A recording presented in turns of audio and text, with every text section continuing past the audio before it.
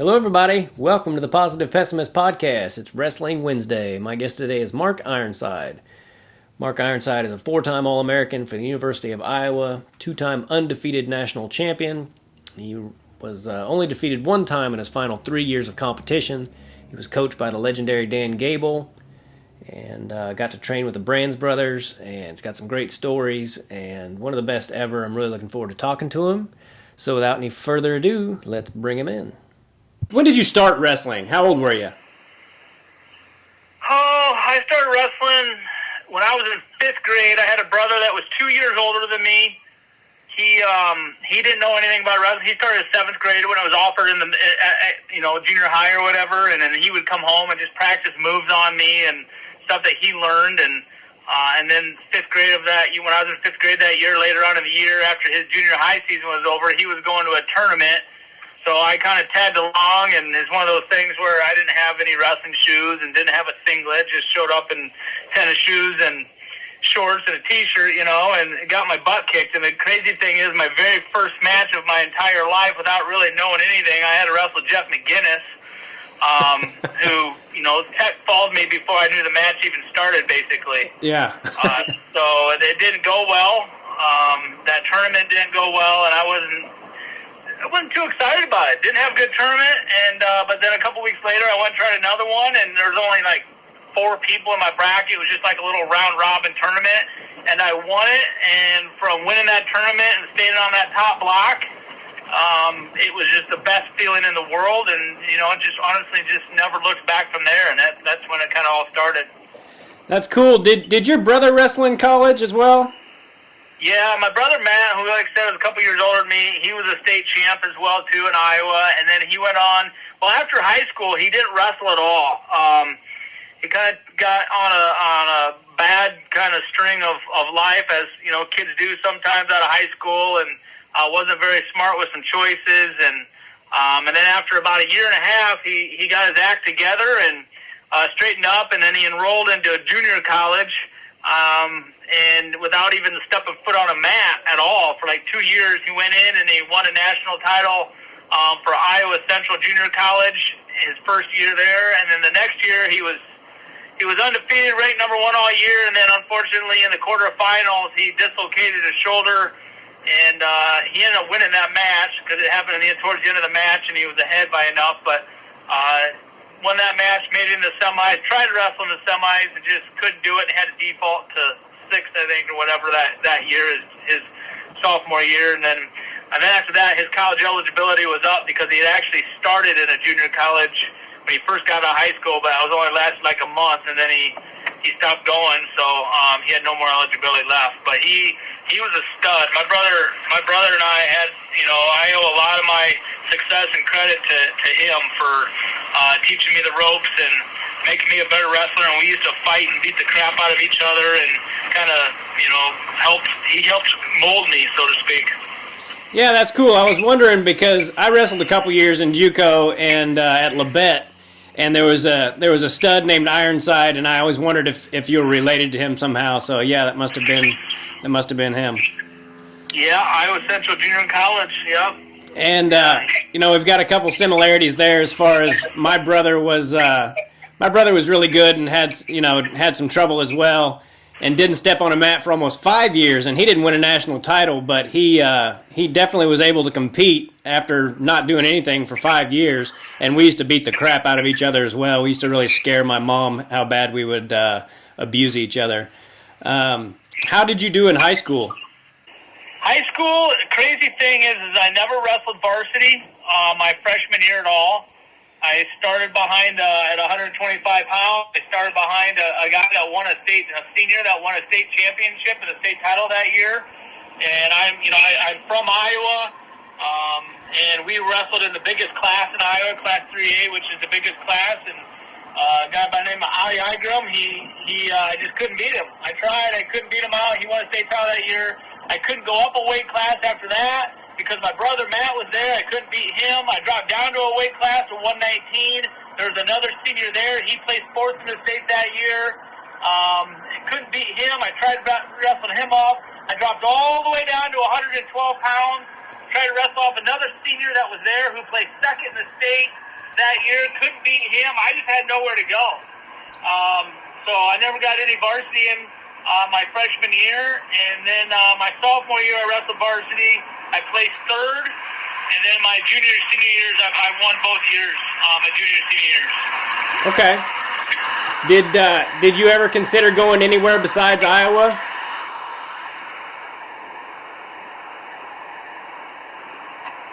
Hello? Yes, sir. I asked if you ever considered going anywhere besides Iowa. No, I never considered going anywhere besides Iowa. I got recruited to a few different, quite a few different smaller colleges and a few different Division I colleges. And I was always very polite, very kind, and let the coaches know that I appreciate the phone calls, I appreciate the letters. But it was basically an Iowa bust for me. Iowa, I was very fortunate that Iowa was basically right down the road.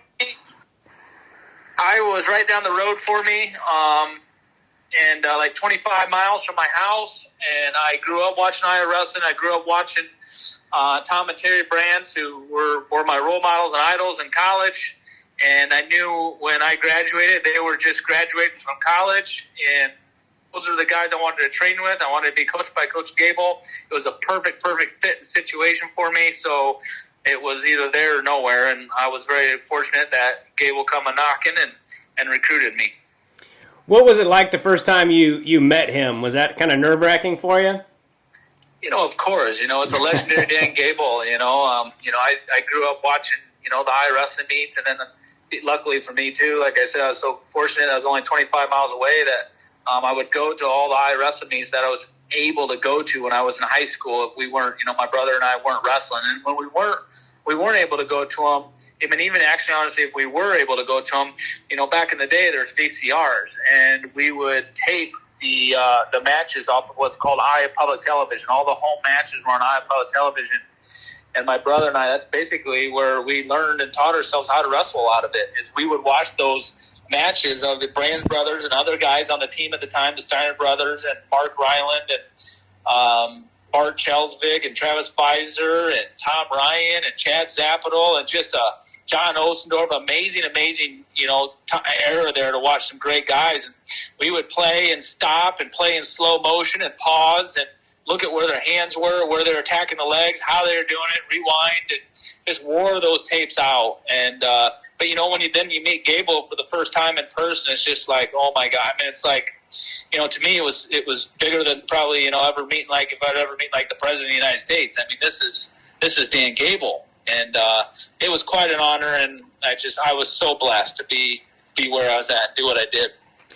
Yeah, I've met a fair amount of famous people. I'm a comedian for a living, and I've met a fair amount of famous people, and it never really makes me nervous or anything. But then when I talk to like high-level wrestlers, like before I did this, I was kind of nervous, and it's just funny how I've always been that way when it comes to wrestling and stuff. So I can imagine the first time you met Gable. What about the first time you met the Brands? Do you remember the first time you guys wrestled? I remember the first time I wrestled them. It was actually Terry, and he just kicked the crap out of me. But I remember many times when I first got in the room. I couldn't score on them. Where I was good in high school, and I wasn't. I was a two-time state champion, but I wrestled a lot of freestyle, a lot of Greco-Roman. My hand fighting skills were very, very good. I still wasn't very polished as far as technically sound goes. I just got by on just being aggressive, having a motor, not getting tired, being a good hand fighter. And when I got to college and I wrestled Tom and Terry on a regular basis, where I was good, that's where they were way better. Hand fighting and motors that never stopped. And so I couldn't score points. And I remember one time wrestling Terry Brands, and everybody else in the room was gone, and it was just one of those practices where you're on your own, and when you're done, get this in for conditioning, and then whenever you're done, you're done. And I remember sitting against the wall between breaks and just crying out of frustration, and because I was mad and I couldn't score, and Terry was ready to call her good for the day and do the rope climbs or whatever we had to do for conditioning, and I was like, one more. I want to go another go. I wanted to just try and score a takedown another time. And I remember Terry telling me, and he'd already gone quite a while. Nobody wrestled in the room longer than, Tom and Terry Brands. And he just said, hey, when you get to the point where, you're better than somebody else, then you run the show, and then you'll tell people when they can basically stop and or we're going to continue to go. And right now you're not in that position. And I say we're done for the day. And I was just so mad that I just could not score a takedown. And, and for me, and I've told this story quite a few times, but when I first got to Iowa, I would wrestle Tom and Terry Brands on a regular basis. I mean, there's 7 days in a week, and I guarantee you, usually we had one day completely off the mat, a lot of times two, but I guarantee you for the first semester I was there, I wrestled Tom and Terry probably 4 days a week, because you got to remember there's two of them. And they would always ask me to be their partner, and I just never was able to score points. And finally, Gable came up to me one day, and he just said, "Hey, Ironside, you need to get somebody that you can get in on and score on, and find some other partners." I'm like, "Hey, I would love to, but when they ask me to wrestle almost every single day, how am I supposed to tell them no?" And Gable said, "I will take care of that. You just find some other partners." And so he must have talked to, Tom and Terry and had talked with them. And we whittled it down to where I'd wrestle with, one of them, each of them at least once a week, depending upon the week or whatever. But, they used to kick the living crap out of me at the very beginning, and it was not pretty nor fun. So I know they obviously had great motors. Did they have different styles, though? Very different, yep. Even though that I shouldn't say very different. They're very similar in a lot of ways. Most people, when they watch them out on the wrestling mat, they're identical twins. They look like they wrestle identical. But Tom was more of a technician. He had a little bit more in his arsenal. He could score from both sides. But you could also get in on Tom a little bit more than you could Terry. You could get to his legs a little bit easier. Whereas Terry, it was like trying to wrestle a stone like freaking pole or a stone wall, or you just couldn't get through his defense. You couldn't get through his head and his hands and his arms, and he was just so rock solid, his defense, and it just so always in just immaculate, just great position, strong as a bull. Tom was too, but Tom, when you got in on him, he could scramble a little bit better than Terry. You could get to him easier, but he was harder to take down. Terry, whereas it was so much more difficult to get to him. But once you did get to him, he was a little bit easier. It wasn't easy by any means, but he's a little bit easier to take down than what Tom was. Do you remember the first time you scored on one of those guys? I don't remember the very first time, but I do remember some different times, as later I got in my career, that I did score on them, and they never took it well. I mean, even later on in my career, when I'm a junior and senior in college, and winning national titles, they still never took it well. And and they were training too at the time too. And I couldn't have walked in at a more perfect time when they're just graduated from college.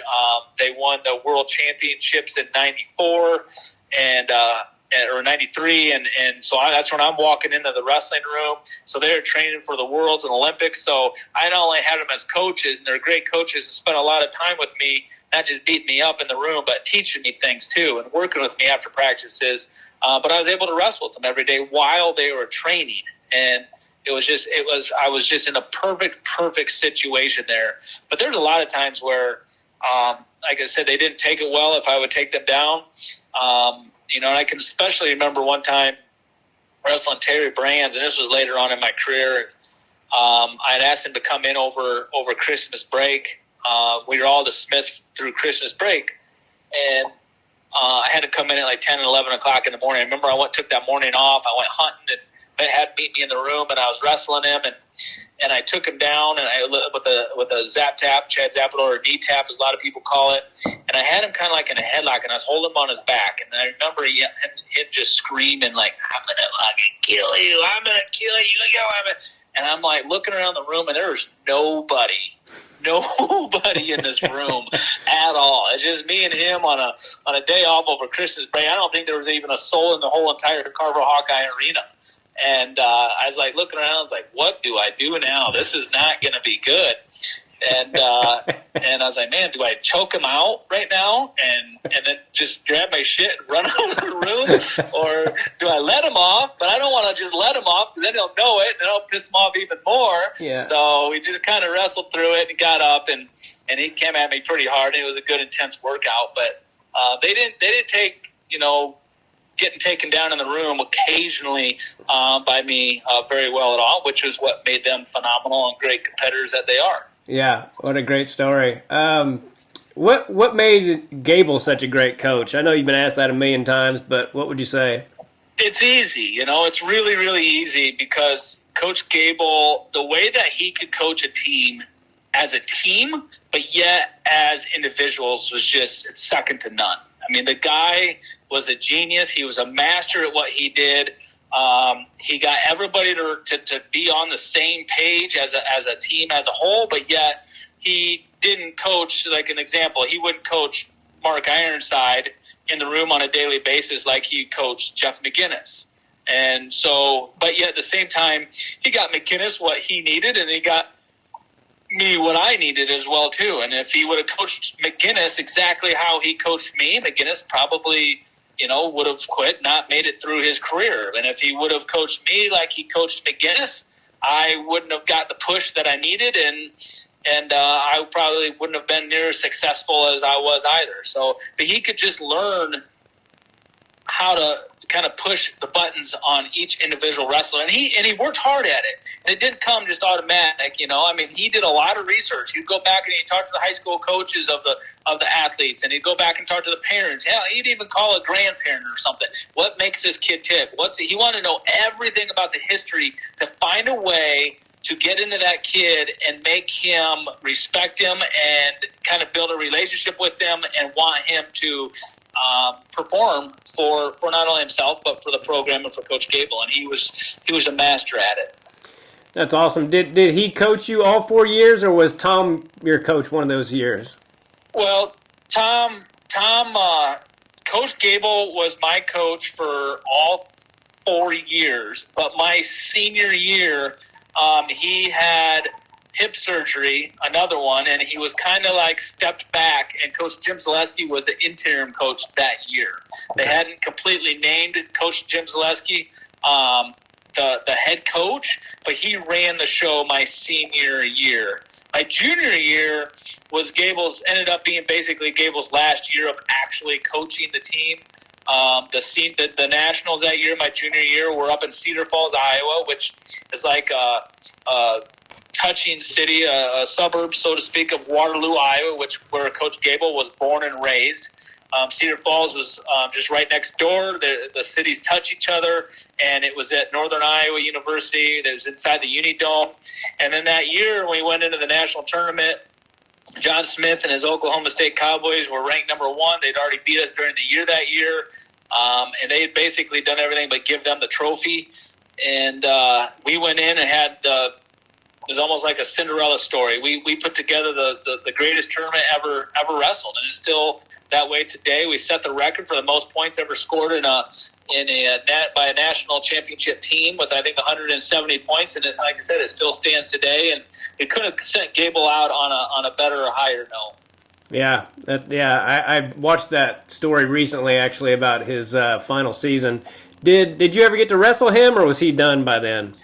No, I got to wrestle Coach Gable, not very often, but when I did, it was typically where I stayed after practice a lot of times and worked on things myself or with a partner and did extra. And a lot of times I'd be walking out of the room when I was all done, and he would see me walking towards the showers, and he'd be like, "Ironside, where are you going?" And I'd be like, "Nowhere. Why? What's up? What do you need?" Yeah. And he'd just gotten off the bike a lot of times. He'd always warm up on the Airdyne, and he'd be like, "Hey, you want to roll around a little bit and drill a little bit?" And like, "Yeah, sure." So we'd start drilling and just kind of on our feet, and then he'd start, he'd take you down as you're drilling, and then he'd start kind of working some turns on you, and it was kind of like my turn to get up and get to my feet or start working some turns on him. But it was always the same. All of a sudden, he wouldn't let you off the bottom. And it was just like, oh, well, I better start trying a little harder and harder and harder. Next thing you know, we're wrestling live. I can't get off the bottom. And that was his way of just kind of saying, well, we're going to wrestle live now.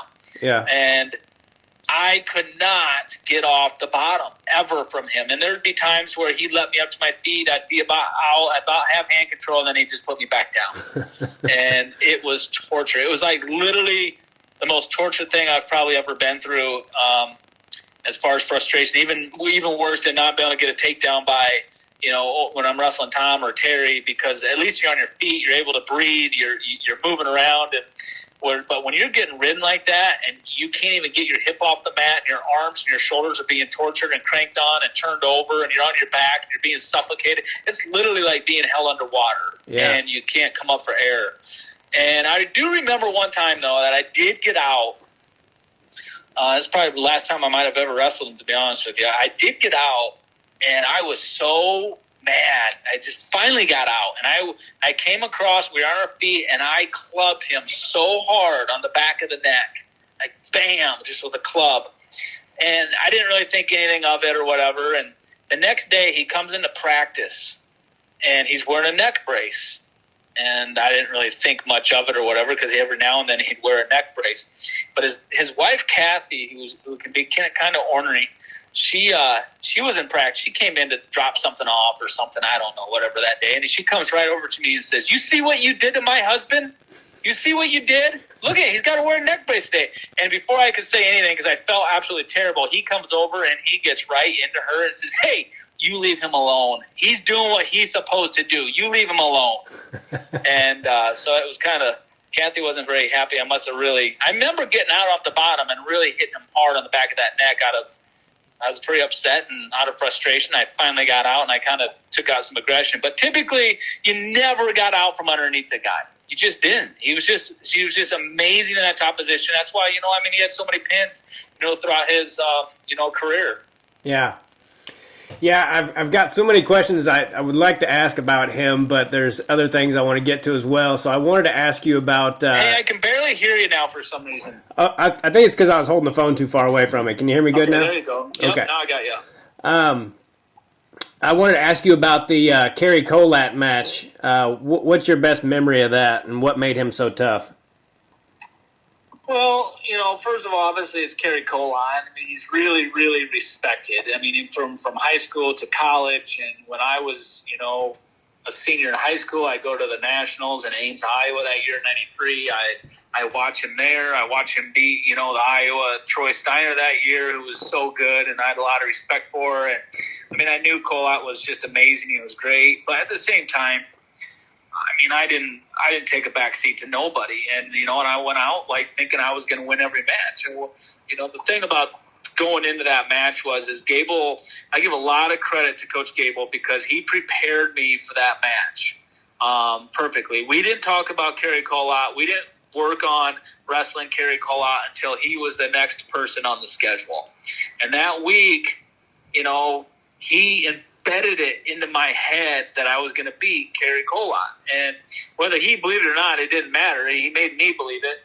But, when we worked, and Kerry Colat was so good at a front headlock, and he'd score on anybody at front headlocks, and so we really worked hard on defending front headlock situations. And every time he talked to me and worked on something, it was like, hey, when you beat Kerry Colat, when you beat Colat, this is how you're going to do it. Hey, this is how we're going to beat Kerry Colat. It was never like, if you want to beat Colat or if you think you're going to beat Colat, it was always, when you beat Colat, here's how we're going to do it. This is how you're going to beat Colat. And at first when he started saying it, I was like, kind of looked at him kind of like weird, kind of like, yeah, right, whatever. But he said it so many times that I honestly, truly believed it. And I remember my older brother, Matt, which we talked about earlier, he was wrestling Iowa Central Junior College that year, and he came down to watch that match that day. And I went down, he came down, and I had a drill session with him, my brother, earlier in the day, like 1 o'clock in the afternoon or whatever, just him and I in the wrestling room that day. And we went down to the cage where I exchanged my roles, my gear. And we walked through the tunnel, and the mat was on the floor in Carver Hawkeye Arena. Nobody was in the arena at all. And was kind of a cool experience for Matt because he never got to see, something like that. But we walked out onto the middle of the mat. We just looked around Carver Hawkeye Arena, and I told him that day that this is where World War III is going to take place tonight. This is where I'm going to beat Colat. And it's super easy for me to sit back and say that now, and but it's true. I mean, that's what happened, and I just went out and I just did what I do and just wrestled a full entire 7 minutes. And I knew that he'd pinned all his opponents up to that point in the season. He hadn't been out of the first period. So I knew his conditioning might be a factor. And then I also watched him warm up in the room because it was an all-star match and everybody's warming up in our wrestling room. And he didn't really warm up at all. He came out, he hit a few shots on a guy, he went into the weight room, threw weights around for a minute or so, and then he just went back up and he sat in the bleachers. So I knew he was really kind of not really respecting me as an opponent, and he wasn't going to probably be ready. I knew if I could just keep the pressure on the full match and keep it semi-close that I would have a chance at the end, and that's kind of how it worked out. Yeah, I actually watched that match before I talked to you, and it got me all kinds of fired up just watching it. Mark Perry, in his Flow documentary, tells a great story about Tom having you wrestle Mark after he'd come back from injury to kind of take him into deep waters. What's your memory of that? Mark Perry, he, when Coach Jim Zaleski was there, Coach Jim Zaleski kind of let Perry, I think, get away with a little bit too much. And just kind of let him do his own thing a little bit too much. And just his style, lifestyle a little bit, and his training style. And he just, when Tom then came in and took over, Perry had kind of created some bad habits, and training, is the way that he trained and so forth. And he just basically, Mark Perry, was just going to show up and just thought he could beat anybody at any time without really having to work that hard to be prepared. And that wasn't the case. And that's not how Coach Tom Brandt's, coached. So, he just kind of probably started getting Perry mentally tough in tough situations and tough matches. And all of a sudden you're behind. You got to come back. You got to keep wrestling. You can't quit. He had me, wrestle him. And obviously I was already gone and, out of the room and retired and done, but I would come in and still scrap once in a while. And he had me wrestle him, I know, one time and just, beat him up pretty good. Not like beat him up, but just, keep on him and keep on him and keep on him. And like you kind of mentioned, take him into deep waters and wouldn't let Perry want to take breaks, and he would not let him take a break.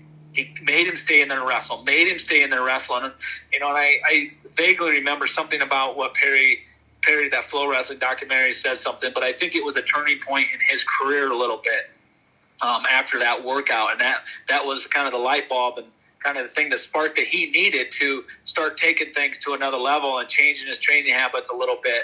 And I will tell you this, though. I went in and I wrestled with Perry on a regular basis, and as time went on and things started turning, he dished it right back to me later on in that season, and especially the next year. He kicked the living crap out of me a few times, and I don't think he forgot that workout, and he gave it right back to me. So everything evened out. How hard did you train to because I wrestled for a long time, and I know how hard it is to keep that kind of pace for 7 minutes. What kind of things did you do to maintain that pace for 7 minutes? Well, a lot of it stems from, wrestling hard in practice, and having the right partners in practice. And that's where I was extremely blessed that I had, Tom and Terry Brands and guys that were better than me. They were tougher. They were well-conditioned, and we could go a full, practice and just go at it nonstop the whole time. And then, you got guys like, people probably don't remember, but a guy like Jamie Hyatt who would stay in there and he'd fight with you the whole time. And even though he's getting, beat, he would stay in there, continue to keep wrestling. And then the guys like Doug Schwab. Doug Schwab was a great workout partner for me. He came in, he was a red shirt and then a freshman my junior and senior years. And I was kind of able to, pass the baton on to him at 141 after I had, graduated. But just having partners like that I could continue to get the workouts in and continue to push myself, instead of just kind of feeling good and then get a few takedowns and take a break or whatever. You you have to learn to push yourself for one more, then one more, and then one more. When you're tired and body doesn't want to go any further, it's hard to do that in a practice setting, in a practice situation. And then there's other things too. You just, you push yourself on the airdyne, you push yourself on the treadmill, you push yourself with the jump rope workouts when you're tired and you're exhausted and you're conditioning.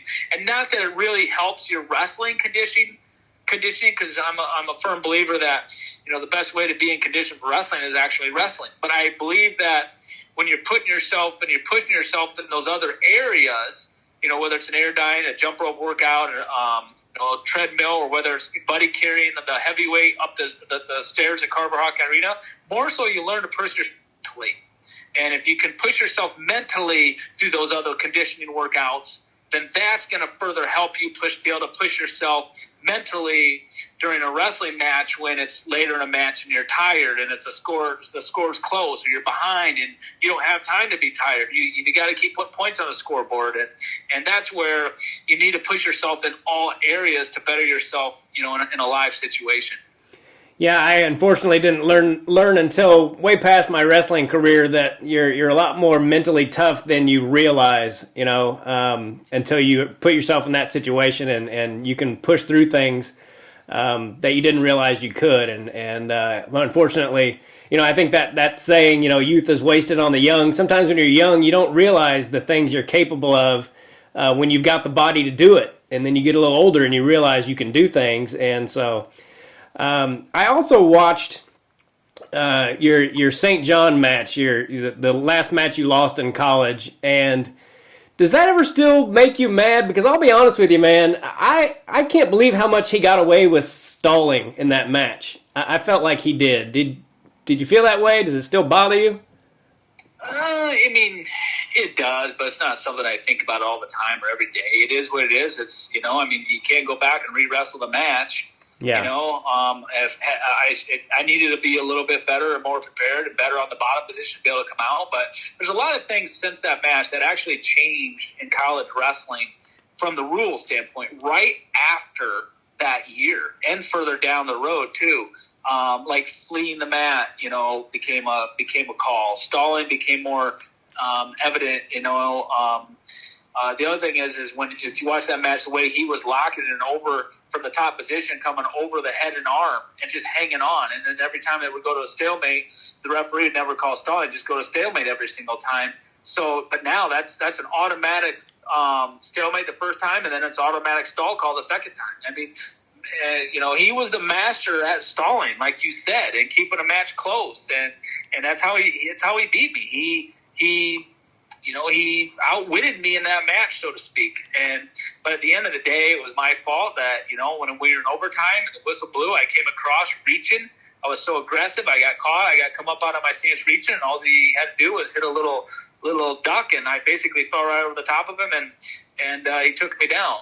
And, that's on me. But, yeah, I think I was talking to, I don't know, it was either Kyle Klingman or Andy Hamilton, and they watched that match, and they watched it, and they re-reffed it. If like the rules how they were today, I would have won that match like 9-4, 9-5, or it would have been a victory, and not even really that close of a victory. But that's how the rules were then, and things changed, and the rules have changed for the better since then, and promote more aggressiveness and. But yeah, it sucked at the time. I was not a happy camper at all whatsoever. I do remember that. Coach Gable put the assistant coach at the time, Royce Alger, with me. And because at that time, too, we had to go, and it was the semifinals. I had to go get on a bike. I had to make weight that night. And he made Royce Alger stick with me that entire night till I made weight and didn't do anything dumb. But I was very, very, very upset. And another thing about that is I owe a ton of credit to Tom Brands, because the next morning – in the wrestleback matches, the medal round matches, I did not want to be there. I wanted to wrestle Kerry Colat in the finals, and I didn't make it. And I didn't care what else happened in that tournament. I was being a big, big baby. Like, you wouldn't believe how big of a baby I was being. I just didn't want to talk to nobody. I just didn't want to warm up with nobody. I was there. I had my gear on, but I didn't want to warm up at all. And Tom Brands found his own gear somewhere. He made me warm up with him that day before that consolation session that morning. And I owe him so much gratitude and so many thanks for doing that for me, because I had a tough road. As it always is in those medal match rounds. I had a guy by the name of Tony Periano who beat me earlier in my career in the semifinals of the medal matches that day. And then I ended up wrestling Stephen Schmidt, who I'd always had won overtime matches with from Oklahoma State, who I beat in the national finals the next year for third. And had Tom not gotten some clothes and made me warm up with him that day after that loss the previous night in overtime against St. John, I don't think I would have won either one of those matches. And looking back on it now, even though it's only third versus, say, fifth or sixth or whatever, I'm just glad that I was able to finish out on top. And it made a big difference, and it makes a difference down the road. And that's a huge lesson, and that I can't preach enough to the youth and current wrestlers, that even though you lose, it's still not over. The tournament's not over. You have to stay in there. It will make a difference later on as well, too. And you need to finish those matches and finish as high as you possibly can. Yeah, it's maybe one of the hardest things in wrestling is when you have, because you had a perfect season going and you're ranked number one. I'm not comparing my 8th grade to your NCAAs by any means, but I was undefeated in 8th grade, and I remember getting beat in the semis by a guy I'd beaten a couple of times and feeling the same way, I don't care about placing at all anymore. I came here to win, and I ended up getting third, but yeah, so I know exactly, in a way, what you're talking about. Can you point to one of your NCAA titles as being tougher than the other, or were they both? Was one harder to win than the other? I think the first one just meant a lot more to me at the time because it was my first one. The other thing was because it was probably going to be Coach Gable's last year, and I from a personal level, I wanted to send Coach Gable out with a win. We had a great team that year. We had 6 guys in the finals, 5 of us winning it.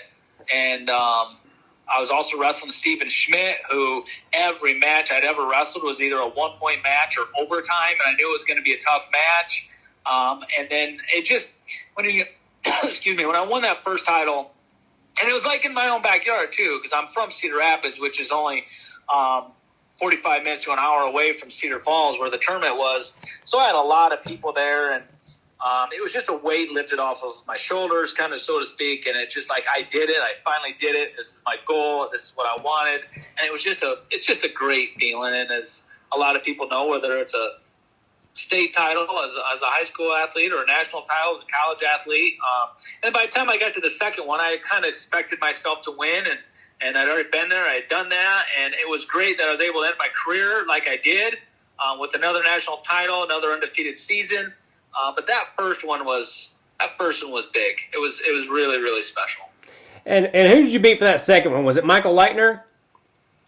No, I beat him in the quarters that year, and I beat Sean Enright of Ohio in the finals that year. And Sean Enright was I think he was like the number 3 seed, and he upset Jeremy Endrud from Oregon that year in the semis. So I was supposed to wrestle Endrud in the finals that year, and him and I had a tough match in the Midland finals, and then I whipped him pretty good in the All-Star match. But that's who was ranked number 2. But Sean Enright was a really funky type wrestler, long, lanky, and just kind of unorthodox, hard to wrestle. But that's who I wrestled in the finals my senior year. Okay. And it was in Ohio, which was good for him because he was wrestled at not Ohio State, but actually University of Ohio, and it was in Ohio that year. Okay. Tell me about your wrestling career after college. Did you try out for world and Olympic teams? I did. I didn't wrestle in 98 when I graduated from college. I took that year off. The following year, in 99, I competed in the trials at, I can't remember the kilos for sure, but it was like 146 and a half. And it was a little bit too high of a weight for me. It was really unfortunate because I was kind of stuck between the weight below me, which was honestly just kind of too, it was a tough cut to get down that low. and plus Terry Brands was there too, and I just didn't want to go that low. And then so I stuck at an upper weight and wrestled some guys that were, I felt, quite a bit bigger than me.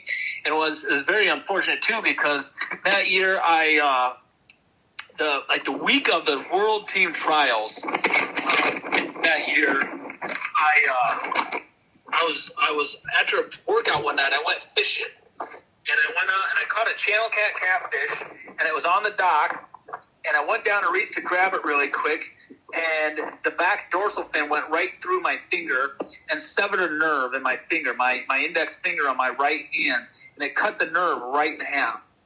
And I went to the hospital and I got stitched up, but I didn't know, and the doctor didn't know either, that the actual nerve was cut in half at that particular time. And that was the week of the World Team Trials, like 2 days before we were supposed to leave. And I tried to fix it. I tried to get it to where it was fixed, and I just couldn't get it fixed. And there's nothing you could do. It was like every time it even got bumped, it was like I was being electrocuted. I was being electrocuted, like sticking my finger in a light socket. That nerve was so bad, and it was my right hand. So we just bandaged it up really good, and I went to the trials, and it was so bandaged up, I couldn't even literally, like, anytime I get on a shot, I couldn't grip anything. I couldn't, attack the way I wanted to. I couldn't even, use the hand to snap like I usually do or whatever. But it was just very unfortunate that happened in '99 at the World Team Trials. I think I ended up getting fifth that year. And then in 2000, I went to at the Olympic trials. I went there and I placed third in the U.S. Open that year. And then I went into the trials, and Terry Brands, who had already retired, came out of retirement that year, ended up winning it. And I did not cut my weight well at all. I think I ended up cutting like 20, but I dropped all the way down to 127.5. That's what it was.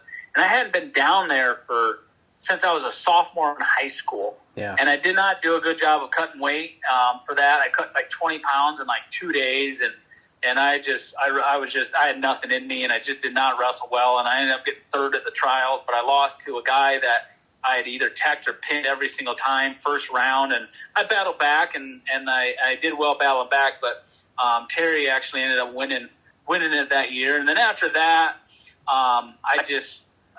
I don't know. It just wasn't the freestyle thing, and then there's a lot of corruption going on in the world at the time, and you go overseas. I did a lot of overseas wrestling and lose matches because referees are getting paid off, and as you've all seen with you saw the Colat thing, and there's so many different things that went on, and I was really kind of turned off, and I probably should have stuck with it. I know Coach Gable really wanted me to stick with it. They actually, the following year after that, they changed the weights and to how they are now. I think they changed the weight to was like 132.5. And that would have actually been perfect for me because my body got to about 132, and then it just said, no more, you're done. And I still somehow cut another 4.5 pounds to get down to 27.5. But it was brutal. And shoulda, woulda, coulda, probably should have stuck with it, but didn't. Yeah, I also enjoy listening to you commentate. I think you're one of the better commentators for Division I wrestling. What do you enjoy about that, and what's the hardest thing about watching your former team? I enjoy just being around the sport of wrestling. I just love seeing wrestling. Once you've done wrestling, wrestling's a unique sport, and it's in your blood, and I love being around it. I love seeing Division I competition. I love seeing Division I wrestling.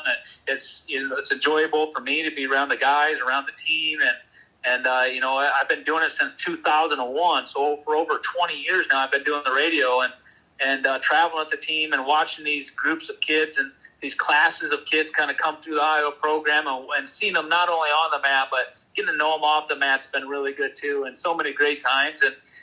Just being around the sport, I just love it, and sometimes it's hard. It's hard to do the radio, if whether it's a team as in general or whether certain individuals just, aren't wrestling like they're capable of or aren't being as offensive or aggressive. We're just not scoring the points, putting the points on the board like we should be. I mean, obviously that's hard. That's frustrating, and it's hard to talk about on the radio. You try to stay positive, but at the same time, you don't want to spin it and make it sound like it's something like it's not. And, you got to do your job and call as you see it. And, but I mean, it is kind of is what it is, but I enjoy it, and it's fun, and we'll see. I wonder how long radio is going to stick around, but I know that now that we're on iHeart, you can get it all over the country, and it's free, and anybody can tune in on a phone or a computer and listen to it for free. That's really, really boosted the amount of sponsorships and listeners and stuff like that. Yeah, the commentating's a big deal, I mean, when they, sometimes I'll watch these broadcasts like on the some of the schools will have like students that have no idea anything about wrestling, and it's kind of hard to listen to sometimes. So it's nice when you get somebody that knows what they're talking about. How do you put into words what makes Spencer Lee so tough? I mean, he makes it look like a kids tournament sometimes, the way he's able to turn those guys. And I know that, especially at the Division I level, it's not that easy. Is he just freak strong? He is very, very strong. But the thing about Spencer Lee is he's such a smart wrestler. He's so incredibly smart. He's intelligent. He understands. He finds weaknesses as an opponent. So everything's a feel. But the great thing about Spencer, what makes him so great, is that he knows how to ride both sides of an opponent. He can ride a guy's right side just as good as a guy's left side and vice versa. I mean, he can go from one side, hop to the other side without losing any of that pressure. And that's tough to do, to be able to move from one side to the other and not lose that pressure and allow that guy to kind of swim out of it or shake out of it or whatever. And that's what makes him just a stud on top. I mean, I've seen some hammers on top. Corey Clark comes to mind. But Spencer Lee just takes it to a whole nother level. I've never seen anybody just so dominant and ferocious in that top position, and his opponents know that. They know that they can't get caught underneath them or their match is over pretty much, and they so far they haven't been able to defend it, except for some guys that want to lay on the bottom and just stall, but the referees are very aware of it and they call them for stalling, and they've got to come up and they've got to build their base, but when they do, they pay for it. So the only chance a guy really has against him is possibly to be somewhat better on the feet, and win the match on the feet, and not choose down. And but that's tough to do too, because he's so stinking good everywhere. Yeah, your path to victory is pretty slim when you're when you're wrestling that guy.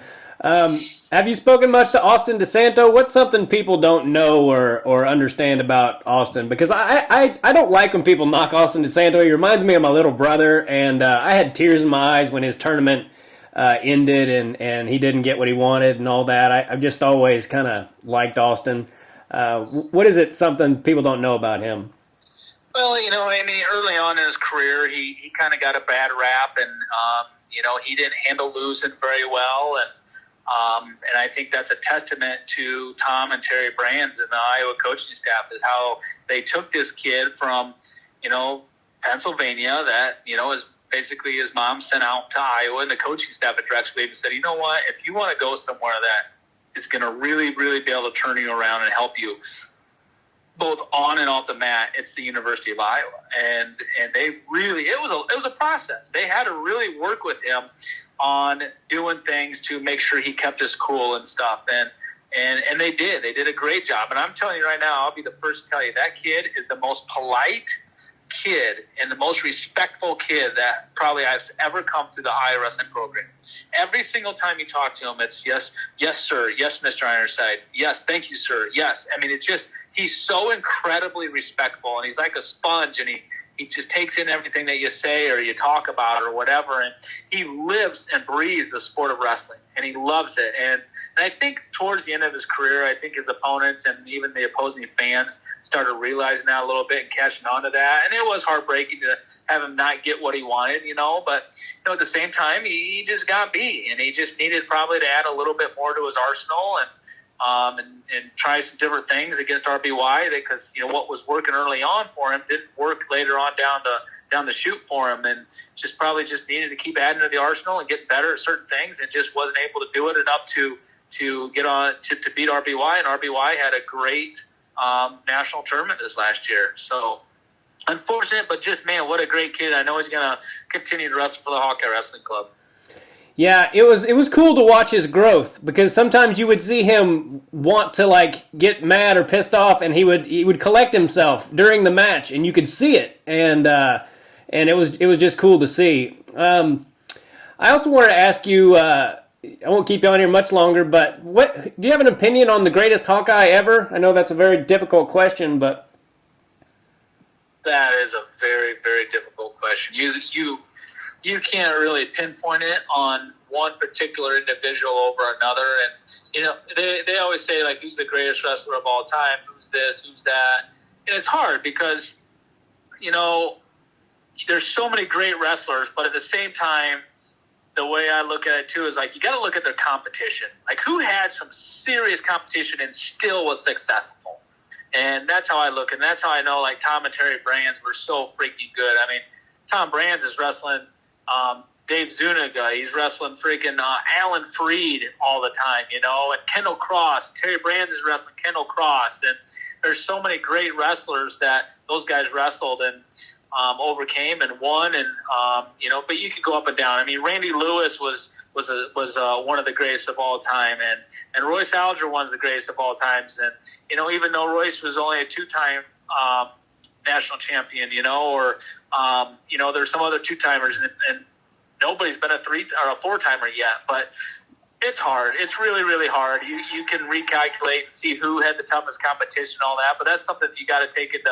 I always take into consideration when I think of the greatest of the greatest. And let's say I can't even think of anybody off the top of my head that's been super successful as of lately. It's like, well, you look at their competition, and really there's nobody there that weight.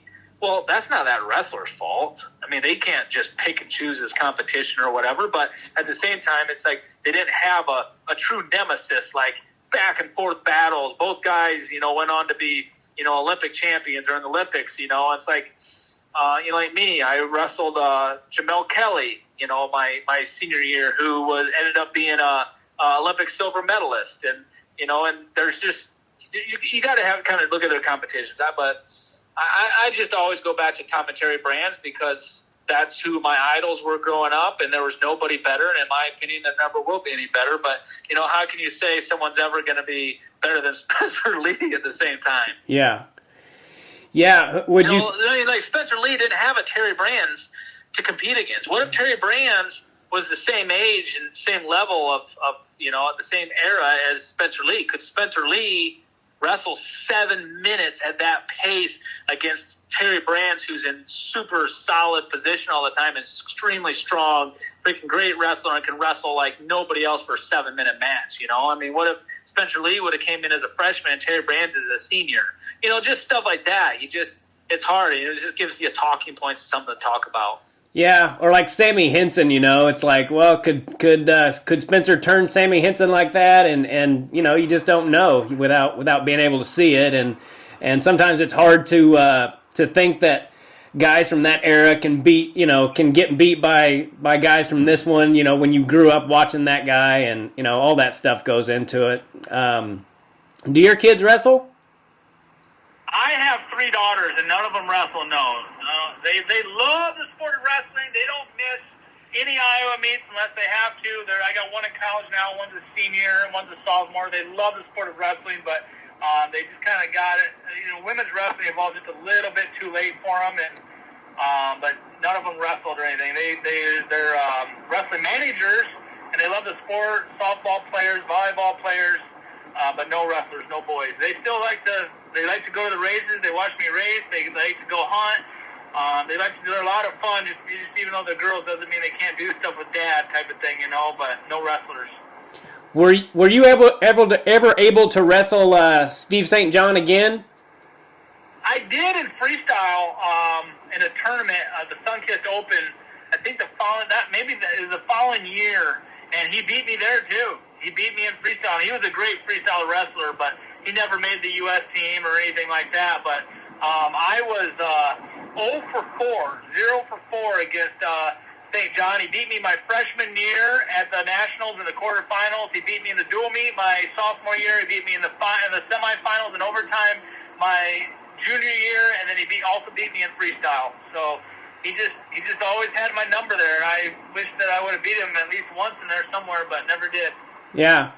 Well, you had an amazing career, and now you're doing pretty well for yourself. Where can people find tell us a little bit about your business and where people can find your merchandise before we let you go.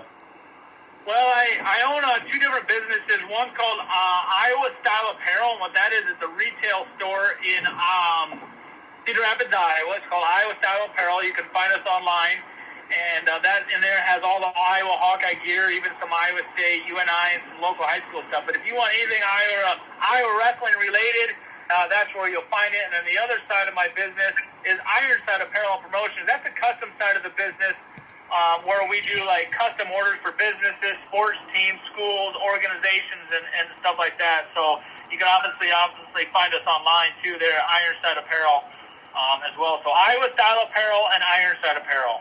Okay. Awesome. Well, we're right at about an hour, and I can't tell you how much I enjoyed talking to you and how much I appreciate you taking the time to do this. No problem. I appreciate it, too. You got me by some road time. I'm just pulling into a town right now to watch my daughter play some softball here in about 10 minutes, so it's perfect timing. And I appreciate it very much, and keep up the good work on the comedy as well, too. All right, buddy. Well, God bless you, and take care, and I'll let you know when this is out. All right. Sounds good. Thanks, Tim. Thank you, Mark. Take care. Bye-bye. Yep. Bye-bye. All right, everybody. Total legend, Mark Ironside. 1 loss in 3 years. You know, that is a hell of a career he had. 4-time All-American, 2-time NCAA Champion, and seems like a great dude. And if you haven't listened to him commentate Iowa wrestling, it's very entertaining and very, very knowledgeable, obviously, about the sport, and very passionate. And I hope to get Austin DeSanto on here sometime. I would love to talk to Austin DeSanto.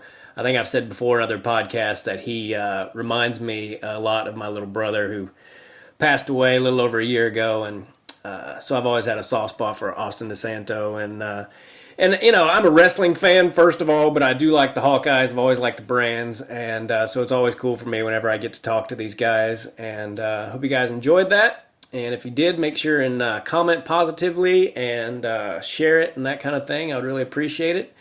And I believe that's it. As always, go to Making It Happen, MACANITHappen.com. Help out little Bo Macon and his family. And I believe that's it. God bless all of you, and take care. Bye-bye.